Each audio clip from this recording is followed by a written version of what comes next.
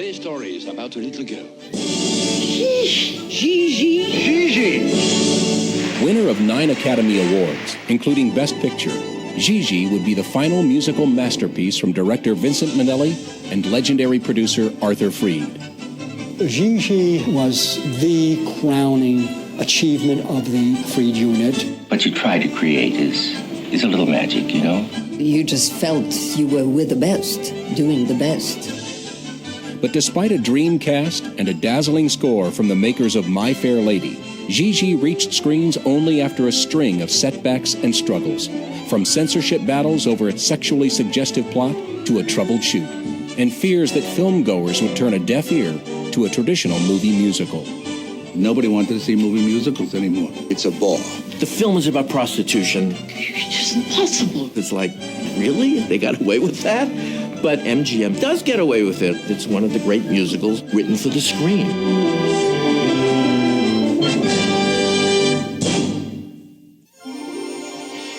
In 1951, there was a memo sent to both Dory Sherry, who was VP of production then, as well as Arthur Freed. And the memo said, hey, take a look at this semi-successful French film of 1948 called Gigi. I think it has a lot of sparkle. Gigi is very different from any of Colette's other writing. She wrote it in very, very dark days of the Second World War, and her husband Maurice, who was Jewish, was in hiding. So it's a very difficult time. But Colette was looking back at her own 20s and 30s during the really golden age of Paris. Gigi, je t'ai apporté des agents de change. Oh, merci, tonton. Oh, vraiment, Gaston, vous nous gâtez trop. She wrote it as a kind of a throwaway. It was she never considered it one of her major works, like Sherry and so forth. But it's the one that's endured.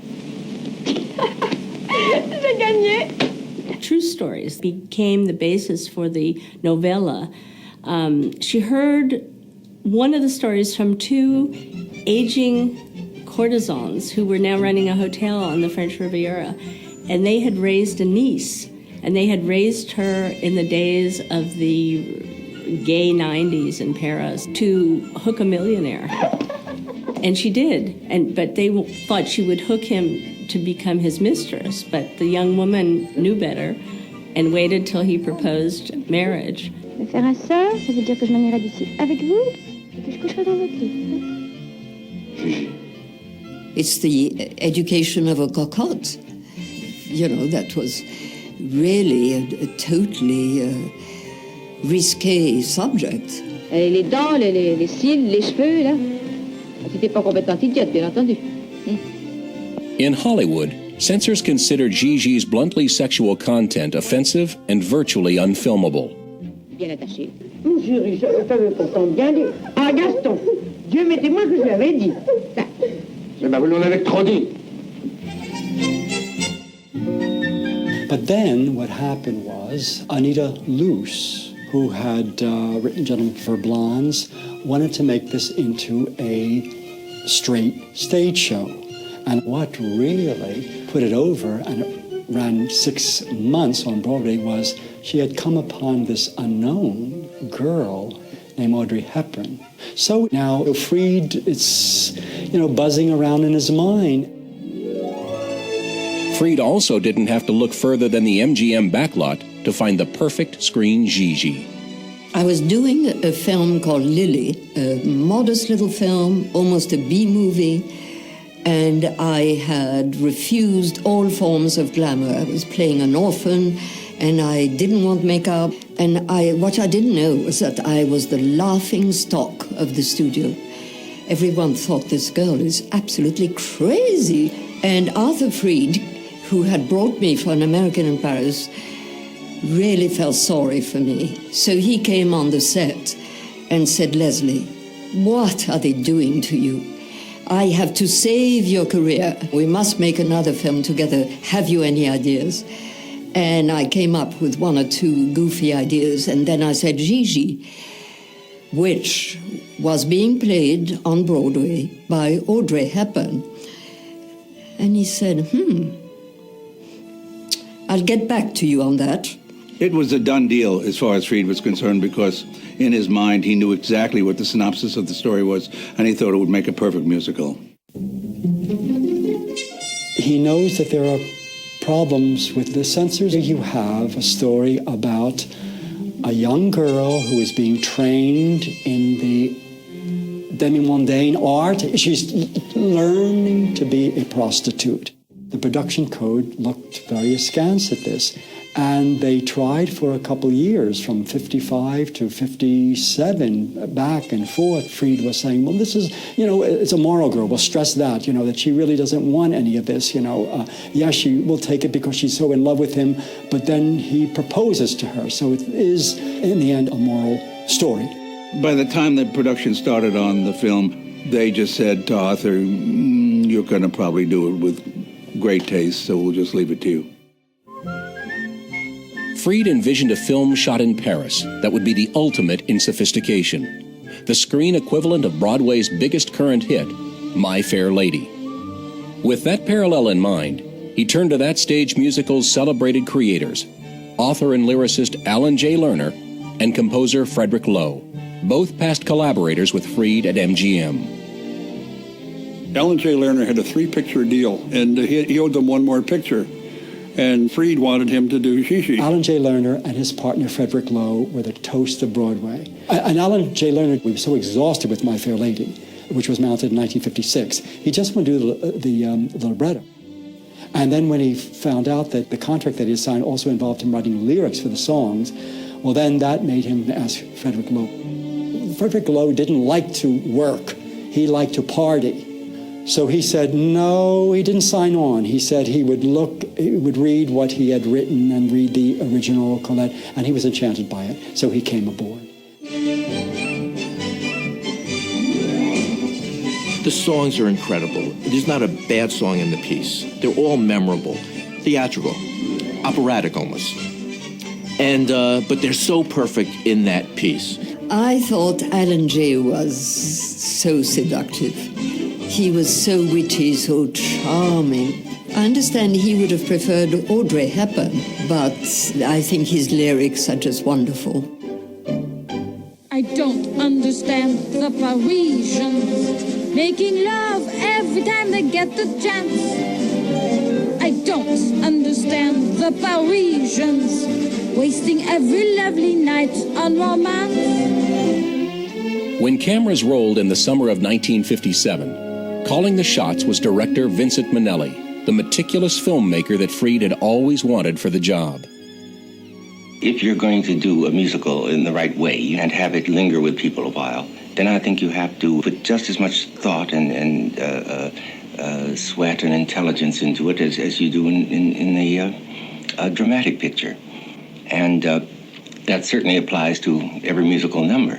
Working with Vincent was very thrilling. Every day I looked forward to the day. He had a sense of rhythm, a sense of speed. With him I could collaborate a lot in the staging, so you really feel you're part of the film. Also, we had one characteristic in common. We were both prop men.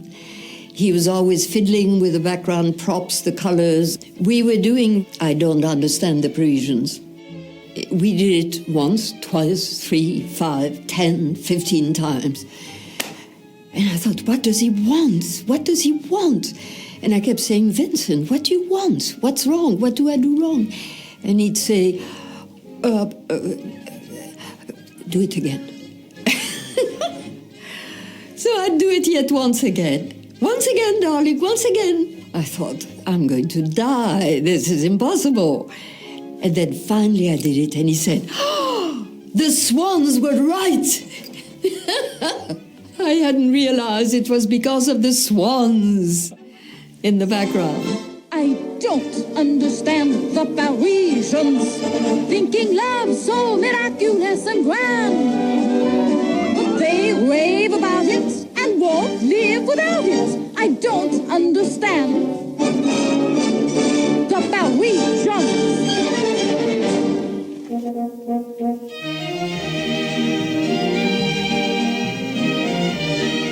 Gigi's connection with My Fair Lady didn't end with the songs of Lerner and Loewe. To design the film's costumes and decor, Fried secured the services of another member of the My Fair Lady team, photographer and designer Cecil Beaton.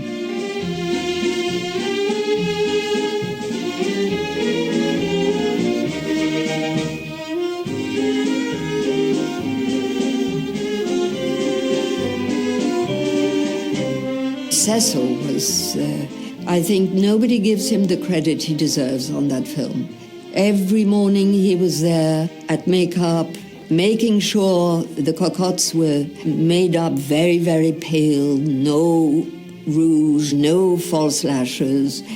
He would make sure about the hair. He made sure they wore their hat at the proper place. He brought new flowers on the set every day and was a sticker for authenticity. The costuming is superb. You look at it and you say, well, gee, all the clothes are just freshly laundered. Yes, it's a musical. That's part of it. Everybody's beautiful in the film. I was a young mother. I wasn't a kid. But you put the costume on someone, and half the job is done. You put a child's costume on, and you become a child. You imagine yourself way back when, and you become.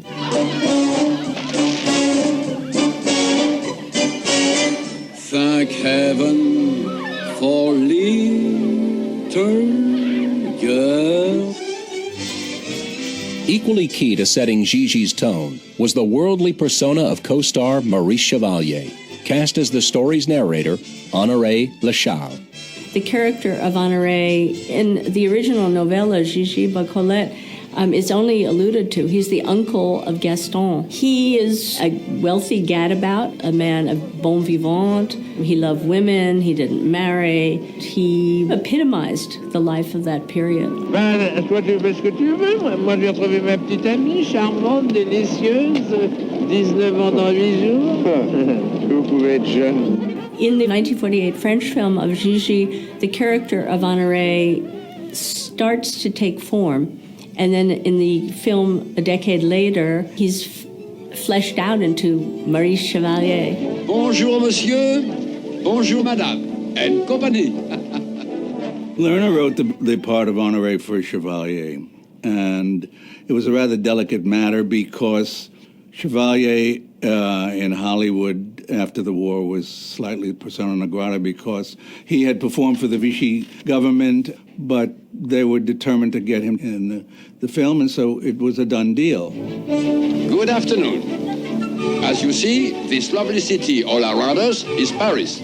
And this lovely park is, of course, the Bois de Boulogne. He's the uncle, and he's our master of ceremonies. He's our way in to Paris at this time, as Maurice Chevalier was her way into so many Paramount musical comedy operettas. And this man who has seen it all, done it all, been there, said that, and is just very comfortable in his times. Allow me to introduce myself. I am Honoré Le Charles, born Paris. Date? Not lately. This is 1900. So let's just say, not in this century. Chevalier was getting up there in years, and he was talking about you don't have the same problems anymore that you did when you were young, and bang, Lerner got an idea. I'm glad I'm not young anymore. How lovely to sit here in the shade with none of the woes of man and maid. I'm glad I'm not young anymore. People expect me to say, oh, he was a great guy, full of fun. No, he wasn't. Chevalier was morose. He took himself a bit seriously. I remember that he took us on the river on a bateau mouche dinner, which was just magic. A very good meal, and it was really lovely. But otherwise, he was very composed and very quiet, and he'd keep to himself. Youth is the thing, Gaston. Youth. Now, who to get for, Gaston? Dirk Bogarde was approached. He was a heartthrob at this time, but he was contracted to J. Arthur Rank, and J. Arthur Rank wasn't going to let him out. Who to get? Now, Gaston is a bored person. He's haughty. He's got all that money, has looks, and all, and he's elegant at the same time, and Louis Jourdan, conveys that. Gigi? Gaston, do you make love all the time? I beg your pardon? Do you make love all the time? Good heavens, no. The only people who make love all the time are liars. Louis Jourdan was finicky. Never, he was always wearing his bone. He found lots of faults with everything instead of just having a great time. Europe is breeding a generation of vandals and ingrates. Alan J. Lerner told me that he wrote It's a Bore to express what Louis felt. I'm bored. Bored? Look at all the captivating, fascinating things there are to do. Name two. Look at all the pleasures, all the myriad of treasures we have got. Like what? Now, he didn't want to do it because of the singing. And Lerner said, we're going to do this like Rex Harrison did in My Fair Lady. You're going to, sing the songs. Just a child, a growing child, but so backward for her years. If a boy her age appears, I am certain he will never call again. She's a scamp and a brat, doesn't know where she is at, unequipped and undesirable to men. Louis Jourdan was a wonderful singer. I think his voice is delightful. And I wish I'd had such a good voice. When did your sparkle turn to fire and your warmth become desire? Oh, what miracle has made you the way you are? When was the suicide? Last night. How did she do it? The usual way. Insufficient poison. Isabel was a charming grand lady of the old style. She kept her corset on from morning till night with the most incredible discipline, and she was a darling. Now, we will try it once more. Remember, you will go to the door properly, turn, walk in properly, and sit down properly. Now go on. I love the scenes with Isabel in her home, where she's teaching me to walk and be a lady. I contributed a lot to that. But don't flop into the chair. Insinuate yourself. You have to be skillful physically to be able to do that, to be gawky and then to be elegant. You have to know how to use your body for that. Gigi, if truth be known, is My Fair Lady. It's the Pygmalion Galatea myth, crossed with Cinderella. It's the grooming of the girl and turning off her to princess. What time tomorrow will we get? Can I watch you play roulette? May I stay up late for supper? Is it awfully up? What amazes me about the film as a musical is that a lot of the best numbers are interior. They're shot interior. They're in small rooms. And yet you don't feel that way. The night they invented champagne, there's so much razzle-dazzle. The night they invented champagne, it's plain as it can be. They thought of you and me. I don't think the filmmakers get the credit they should get, because in order to understand how to shoot in a small space, you have to know the way the room is built, where you can put the camera. You can't feel any claustrophobia there. It has to be a sense that these performers have all the space they need. Has ever been as happy as we are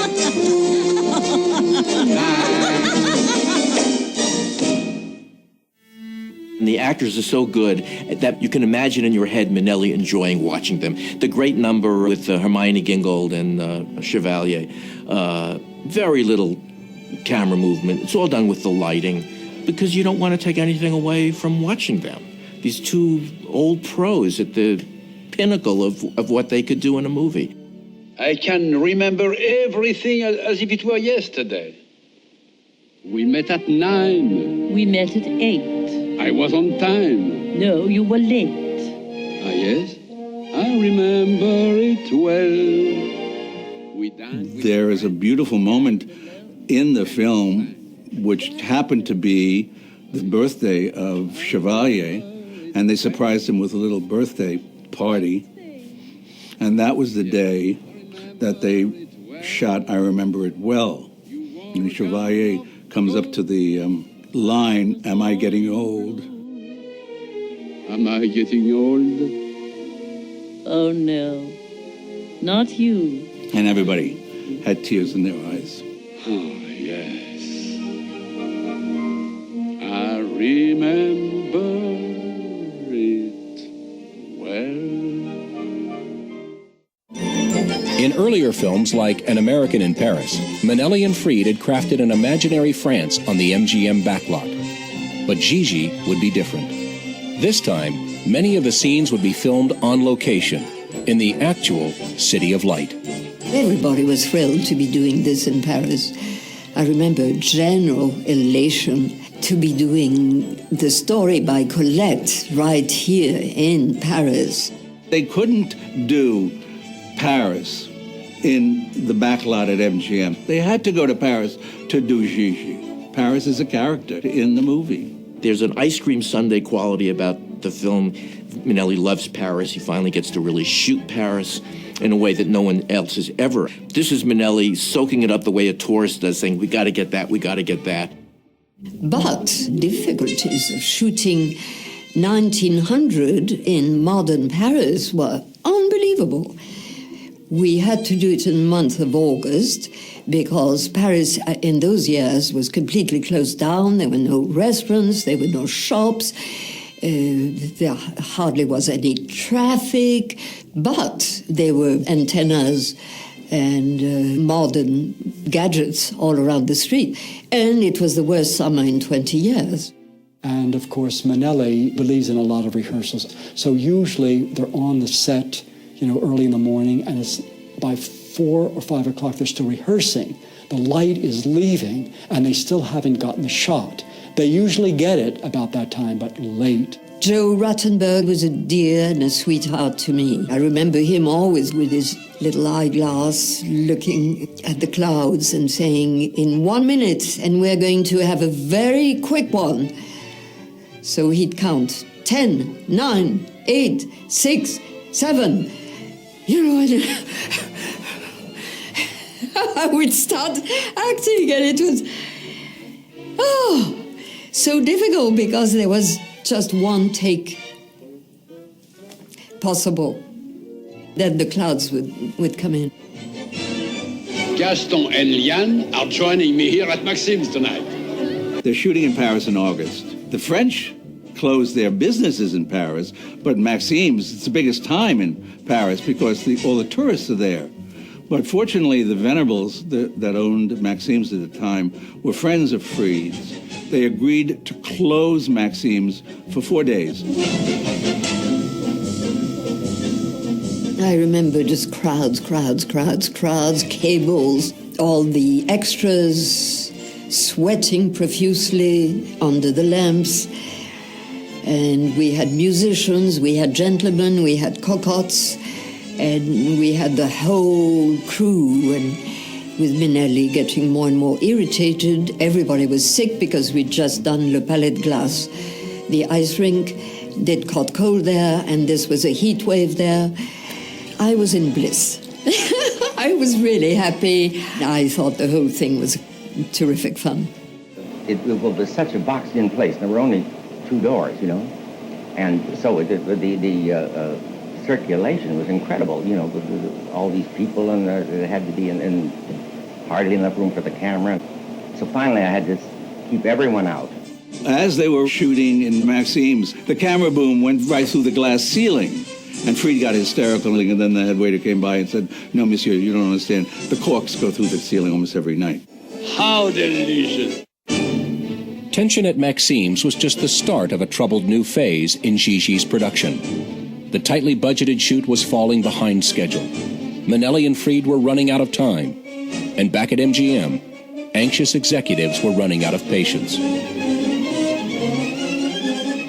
You must see this in light of what MGM was going through. 1957, MGM loses money for the first time in its history since 1925. They're moving to television like all the other studios are, and the musical was winding down this time. I mean, you take a look at 1957, only 2 musicals in the top 10. So this was scaring the powers that be, and they were ordered back to the studio. So you had a problem matching the Paris stuff with the Culver City stuff. So you got enormous problems here. Say a prayer for me tonight. As shooting neared an end, a new controversy would emerge, this time over Gigi's soundtrack. Leslie Caron had recorded her songs before filming with Gigi's brilliant musical director, Andre Previn. But Caron's vocals would not survive the final cut. I never was told that I was going to be dubbed. I made a recording with Andre Previn, and I did the best I could, but it's true, it's a very unprofessional voice. Undo your Waterloo, whispers my heart. Pray I'll be Wellington, not Bonaparte. Oh, say a prayer for me this evening. Bow your head and please stay on your knees tonight. One day, I met Andre in the streets of MGM, and he said, "Do you know that you're dubbed?" I said, "What?" So I went straight to Arthur Freed's office, and I got into his office. There was a secretary, she got me in, and I said, "Arthur, is this true? Did you dub it without telling me?" And he said, "Oh, just a minute, darling." And he walked out. And I'm sitting there waiting. And finally, after 10 minutes, I go out and say, "Margie, when is Arthur coming back?" And she said, "Oh, didn't he tell you? He just went home 10 minutes ago." But not all of Gigi's troubles could be dodged so easily, as Arthur Freed was about to discover at the film's first preview. They're rushing because it's delayed. And Margaret Booth, the old trusty editor, comes in, and she offers her services to editor Adrienne Fazan. And what Adrienne Fazan felt during the screening is that she had taken all the warmth out of it, all the sentiment out of this film. The preview of the film did not do all that well, and Lerner and Lowe thought some scenes should be reshot. And Lerner is saying, if you don't do anything about this, I want to buy the film. And they misunderstand and think he wants to buy into the film. And he says, no, I want to buy the film. It was a bluff. And they must have been good poker players, because the studio said, no, if it was that important, they would pay for it, and they did. Then they had to pull the cast all back together. Minnelli was off doing The Reluctant Debutante in Europe at this time. So Charles Walters came aboard for the 11 days of retakes. It's very interesting, Adrienne Fazan says that when she re-edited the film, after the 11 days of retakes, she restored a lot of the Minnelli footage, and then it played beautifully the second preview and the third preview. And then people that worked on it knew it was special, the buzz was special.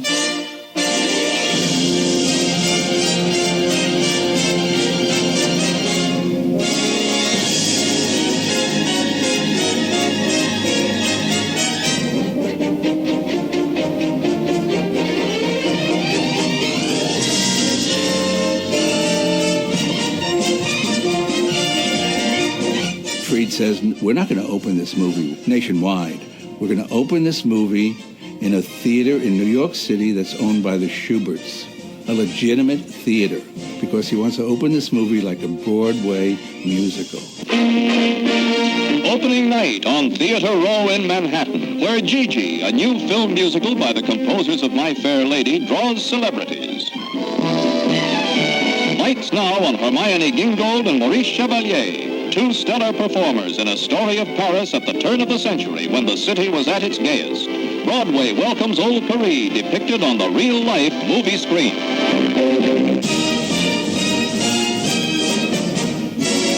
It would be presented as a theatrical production. It would be presented in a roadshow engagement, and it would play this not only in New York, but in all major cities. Reserved seating, of course, up the ticket prices, a intermission, a booklet, a souvenir booklet, to give it prestige. And indeed, it paid off. In some of these theaters, it played 6 months to a year, sometimes a year, before it went into its regular engagements. Gigi ended up becoming the most successful Fried musical ever in the history of his 47 musicals. I think the New York Times critic, Bosley Crowther, said, no need to make My Fair Lady as a film. It's been done. Lerner & Loewe did it with Gigi. Now, would you repeat that again, please? I cried the first time I saw it. I thought I was awful. They pounded into my head that I'm backward for my age, but I know very well what all this means. To take care of me beautifully means that I should go away from here with you and that I should sleep in your bed. I thought my voice was irritating. I was extremely critical of myself. Nothing was good enough ever. I saw the film when it came out. I must have been 11 years old. All the kids were going to see it. None of us knew it was about prostitution. That was the genius of the system, that they made these films on two levels simultaneously. If you were old enough or if you were looking for it, you knew. And if you didn't want to know, you didn't. And it wasn't just kids. There were people all over the United States who didn't understand that. Again, Gigi! The most amazing thing about Gigi was that when it came to the Academy Awards, not only did Gigi get nominated, but 9 Academy Awards. Not nominations, 9 Academy Awards. No motion picture musical had ever gotten 9 Academy Awards. And if you count the special Academy Award to Chevalier, that's 10 Academy Awards. It was like a welcoming back for Chevalier, you know? And of course, Minnelli hadn't won an Oscar yet. He was nominated for An American in Paris, but he didn't win. But Minnelli finally got it for Gigi, and it's sort of poetic justice because he really wrapped up an era with a bow in that film. And it's hard to imagine the post-war cinema from 1945 to 1959 without Minnelli, and particularly the musical. What you try to create is a little magic, you know? And if that depends on the turning of a leaf, fine, so be it. But the main search is for a little magic in our lives. For Arthur Freed, Gigi had been a triumph, but its success was bittersweet. A new generation of moviegoers wanted gritty dramas and rock and roll. The era of the MGM musical was coming to an end. Mr. Freed, he was a big money maker for the studio. A big money maker. And then when musicals fell out of fashion, that his career really began to dwindle. Well, I think Freed knew that it was all coming down, that it was all over. Certainly, he wasn't going to be able to do this anymore at MGM because this studio was slowly unraveling, and he knew that this would be his swan song. There are musicals afterwards, but they're not the same thing. There's not the same kind of detail work, not the same kind of inspiration. I've been thinking I'd rather be miserable with you than without you. It's hard to think of a film that gives us more of a sense of Gallic charm in a way that's not at all patronizing. Because these people, they love the Paris of mythology as well as the Paris of reality. Minnelli can show the negative as well as the positive, and they shine through. He's in love with this myth of what Americans think French culture is. Gaston, please. No newspapers, no scandal. Colette writes very honestly from the heart about both the pleasures and the pains of life and love. Colette loved to look at the reality of things. So Gigi is quite different in that it's a fairy tale story where a young girl becomes a beautiful, charming woman. Then I think people of every age love a love story that ends happily. Madame, will you do me the honor, the favor? Give me the infinite joy of bestowing on me Gigi's hand in marriage. Thank him. For little girls, for little